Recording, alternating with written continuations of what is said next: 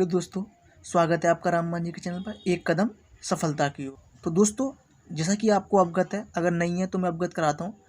हमारी ये world map की क्लास है जिसमें हमने एशिया के देशों को कवर कर रहे हैं। पिछली वीडियो में हमने सार्क देशों के बारे में चर्चा की थी और आज हम आसियान देशों के बारे में संपूर्ण चर्चा करेंगे। तो चलिए अपनी क्लास को स्टार्ट करते हैं। दोस्तों, जैसा कि मैंने आपको बताया था पिछली वीडियो में कि एशिया को हम दिशाओं के आधार में बांटा है, जैसे कि east, west, north, south. Clear? यानी पूर्व, पश्चिम, उत्तर, दक्षिण। ये अध्ययन की दृष्टि से एशिया को दिशाओं के आधार में बांटा है। उसी के आधार पर सार्क देशों ने स्थापना की और इसी के जरिए आसियान देशों की स्थापना हुई थी। तो आसियान देश की जो स्थापना हुई थी वो क्या हुई थी, यानी कि दक्षिण पूर्व एशियाई देश हैं। तो क्या होता है, एक तो ये दक्षिण में है, और फिर पूरब की साइड में है। तो इनको क्या बोल दिया, दक्षिण पूर्वी एशियाई। एशिया है तो एशियाई देश, यानी कि ये राष्ट्र हो गए। इन्होंने भी आपसी सहयोग के लिए एक संगठन बनाया था जिसे हम आसियान यानी कि दक्षिण पूर्वी एशियाई देश या राष्ट्र बोल सकते हैं। क्लियर दोस्तों? अब बात करते हैं आसियान। तो दोस्तों, सबसे पहले हम इसकी फुल फॉर्म के बारे में चर्चा करेंगे। इसको लिखा जाता है इस प्रकार,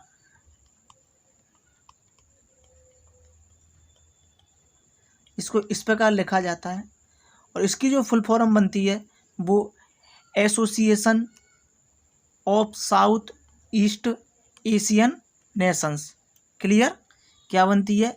association of south east Asian Nations.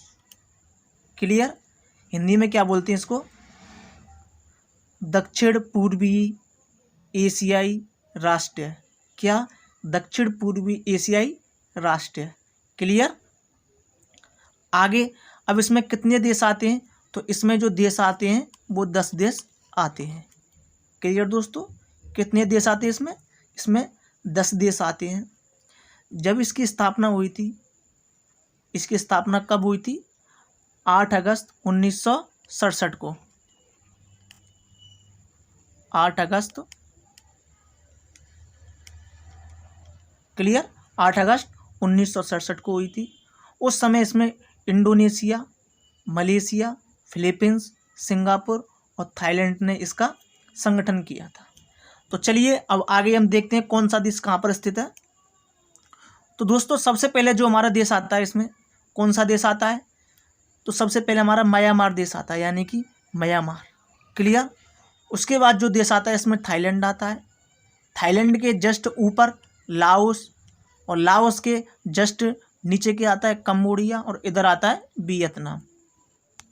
फिर से बताता हूँ कौन कौन से हुए। Myanmar, Thailand, Laos, Cambodia, Vietnam. Clear? Myanmar, Thailand, Laos, Cambodia, Vietnam, 4 देश हो गए। नेक्स्ट इसमें 2 आता है, वो मलेशिया आता है। कौन सा देश आता है? मलेशिया आता है। मलेशिया के बाद क्या आता है? सिंगापुर आता है। सिंगापुर इसी के नीचे है, जस्ट सिंगापुर आएगा। और फिर ब्रुनेई आता है। ब्रुनेई कहाँ पर है? इधर। तो ब्रुनेई आ गया। उसके बाद इंडोनेशिया, जो पूरा इंडोनेशिया का है, ये इंडोनेशिया आता है। और फिर इसमें क्या आता है? फिलीपींस आता है। क्लियर? कितने देश हो गए? 10। 1 2 3 4 5 6 7 8 9 10। तो दोस्तों, अब हम इससे आगे इनकी कैपिटल को याद करते हैं। चलिए दोस्तों, अगर आपको सभी देशों की कैपिटल और करेंसी एक साथ याद करनी है ट्रिक के जरिए, तो आप चैनल की प्ले लिस्ट में जाइए।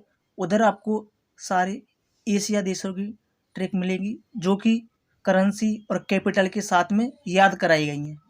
तो चलिए अब हम आसियान देशों की कैपिटल के बारे में चर्चा करते हैं। तो सबसे पहले जो हमारा देश आता है वो म्यांमार आता है, जिसकी कैपिटल क्या होती है? नेपिदा। क्या होती है? नेपिदा होती है। और इसकी जो करेंसी होती है वो कयात होती है। क्लियर दोस्तों? म्यांमार की कैपिटल क्या है? नेपिदा। नेक्स्ट जो देश आता है इसमें थाईलैंड आता है। थाईलैंड की कैपिटल क्या होती है? बैंकॉक होती है, और इसकी जो करेंसी होती है वो बात होती है। क्या? बैंकॉक और बात। नेक्स्ट जो हमारा देश आता है वो लाओस आता है।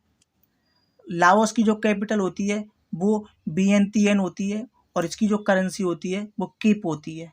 क्या होती है? कीप। और कैपिटल क्या है? वियंतियन। क्लियर। नेक्स्ट जो देश आता है वो हमारा कंबोडिया आता है।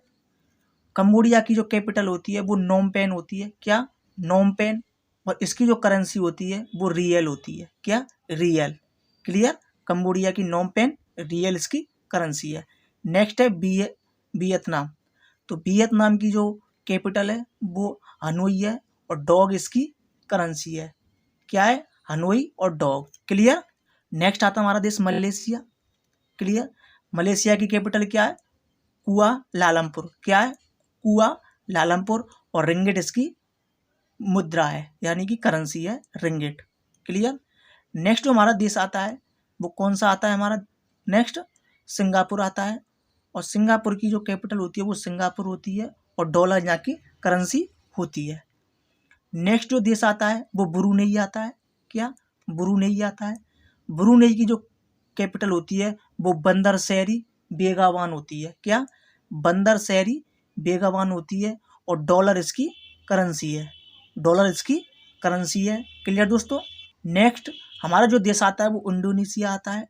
इंडोनेशिया की जो कैपिटल होती है वो जकार्ता होती है। क्या? जकार्ता होती है। और रुपया, क्या? रुपया इसकी करेंसी है। क्लियर दोस्तों। इंडोनेशिया की कैपिटल क्या है? जकार्ता, और रुपया इसकी करेंसी है। नेक्स्ट आता है फिलीपींस। आपको ये याद रखना है कि ये फिलीपींस है। क्लियर। फिलीपींस है ये। फिलिस्तीन अलग है, उसको हम बाद में चर्चा करेंगे। तो ये यहाँ क्या है? फिलीपींस है। फिलीपींस की जो कैपिटल होती है वो मनीला होती है। क्या? मनीला। और पीसो इसकी करेंसी होती है। क्लियर दोस्तों। आई होप आपको चीज़ आसानी समझ में आ चुकी होंगी। अब इस चीज़ को हम दूसरे मैप के जरिए करते हैं, जिससे आपको आसानी से और चीज़ें समझ में आ सकें। क्लियर। देखिए इस मैप में म्यांमार का ये शायद पुराना मैप है, तो इसमें क्या दिया है? बर्मा, यानी कि म्यांमार। उसके बाद क्या होता है? Thailand, Laos, Cambodia, Vietnam, Myanmar, Singapore, Brunei, और फिर क्या आता है? इंडोनेशिया और फिलीपींस। क्लियर। 1 2 3 4 5 6 7 8 9 10 देश हो गए। क्लियर दोस्तों।